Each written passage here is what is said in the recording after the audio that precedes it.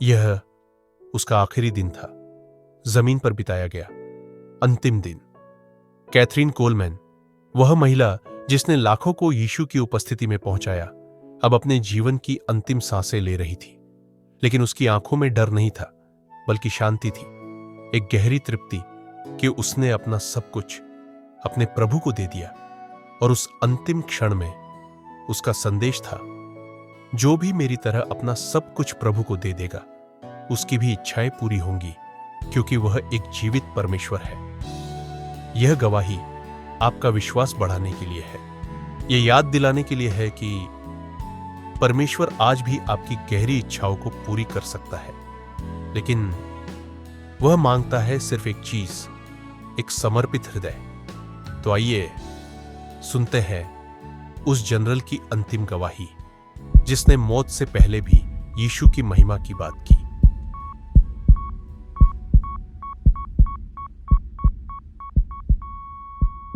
यह जॉयस की पहली रात थी, आईसीयू की नर्स इंचार्ज के रूप में। वह घबराई हुई थी। अभी अभी उन्होंने इंटेंसिव केयर की ट्रेनिंग पूरी की थी। उस रात सीसीयू में केवल 2 मरीज थे। मतलब कोरोनरी केयर यूनिट हृदय रोगियों के लिए स्पेशल जगह होती है। 2 मरीज उनमें से एक थी, कैथरीन कोलमैन। कैथरीन का दिल बढ़ा हुआ था। कुछ महीनों पहले ही हार्ट वाल्व की सर्जरी हुई थी, लेकिन वह कभी पूरी तरह से ठीक नहीं हो पाई। जब जॉयस ने उन्हें पहली बार देखा, वह पहले ही एक बार कार्डियक अरेस्ट झेल चुकी थी। उन्हें दोबारा जिंदा किया गया था, लेकिन अब वह वेंटिलेटर पर थी, पूरी तरह से अनजागर, बेजान।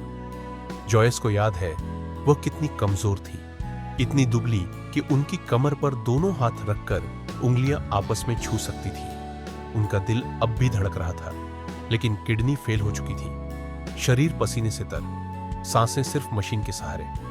जॉयस और एक और नर्स मार्जी ने जो कुछ जरूरी था किया। Suctioning, repositioning, vitals check. 2 घंटे तक सब कुछ स्थिर लग रहा था।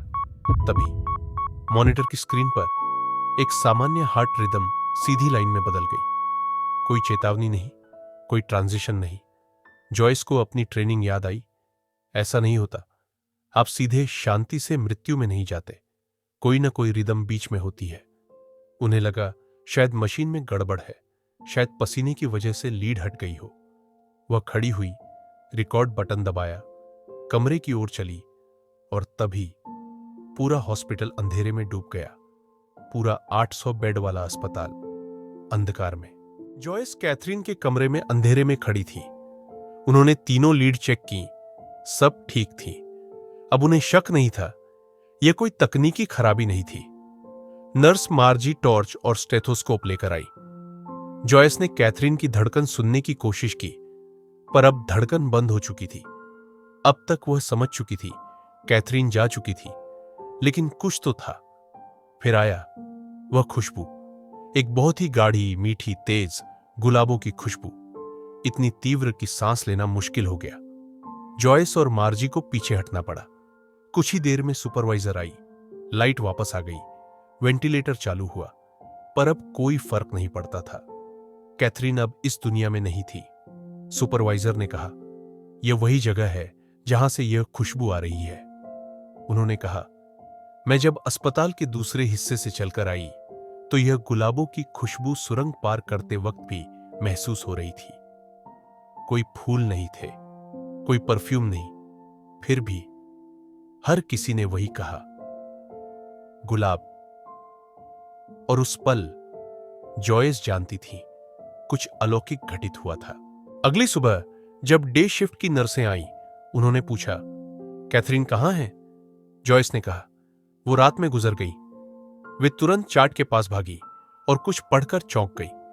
कैथरीन ने अपनी मौत की तारीख और समय मैंने पहले ही लिखवा दी थी, 20 फरवरी, रात 1:13। ठीक वही समय जब हार्ट मॉनिटर सीधी लाइन पर गया।